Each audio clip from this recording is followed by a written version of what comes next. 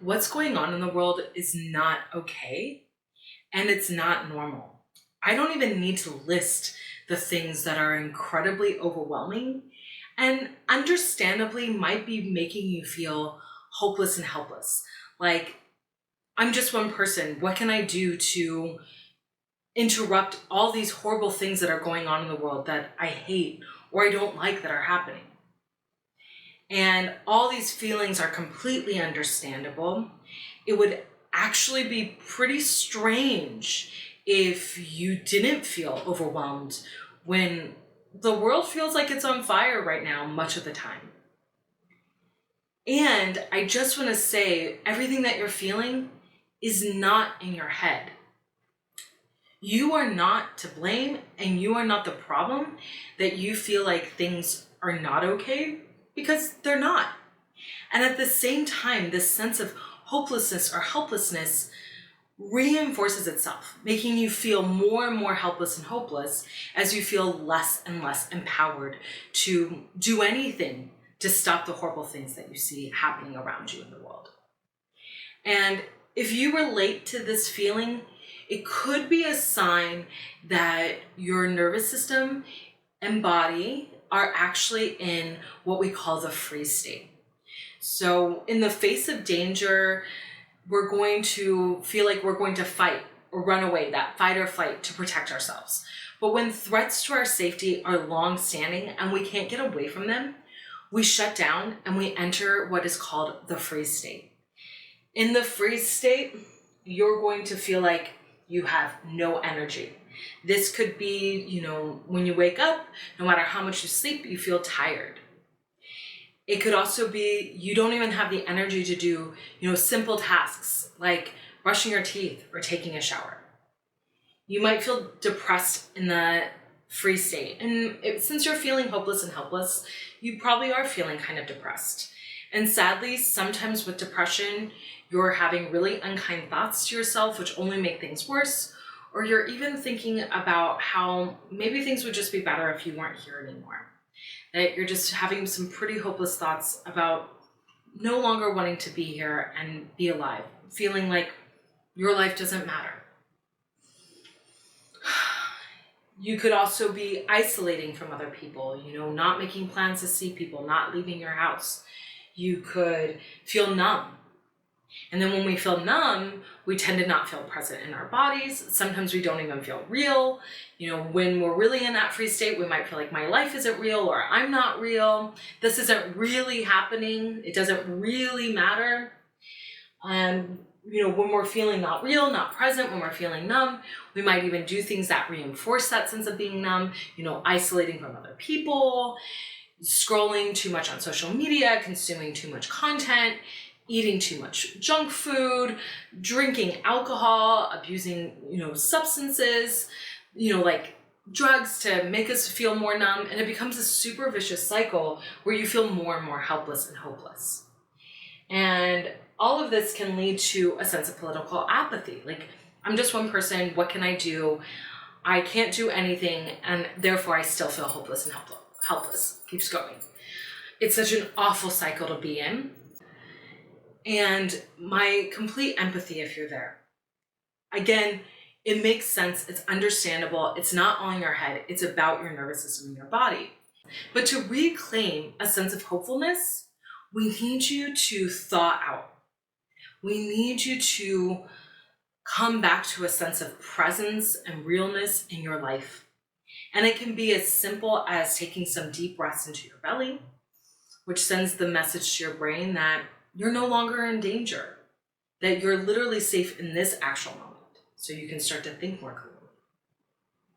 It can be putting your devices down. They're just gonna numb you out, make you more frozen. Put your devices down and go outside. Look at the clouds. Put your feet on the grass. Take a nature walk. Say hi to your neighbors. Get outside. Leave your house. If you work from home, go to a coffee shop and work. I know when you're in the frozen state, how hard that can be, but just that act alone is thawing you out to reclaim your sense of hopefulness. And there's lots of things that you can do to soothe yourself to come back online.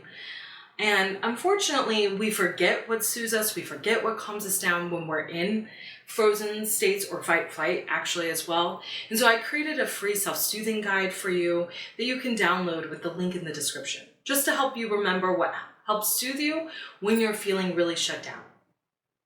And of course, if you're feeling shut down, making time to see people, to interact with people in real life, super important. Connection brings us back. Connection thaws us out, really maybe better than anything. Movement too, movement's super important. Dancing, yoga, stretching. And if you don't have anyone that you can connect with that you feel safe around, because it's super important that you feel safe with someone to thaw out, maybe work with a therapist that you trust, because our nervous systems literally regulate one another. So if you're sitting with another safe person, you thaw out. It helps you start to feel safe again. And all of this is super important because there are things that only you can do. You are more important and powerful than you might even imagine right now. And I know you might be thinking, oh, people just say that, but no, it's true.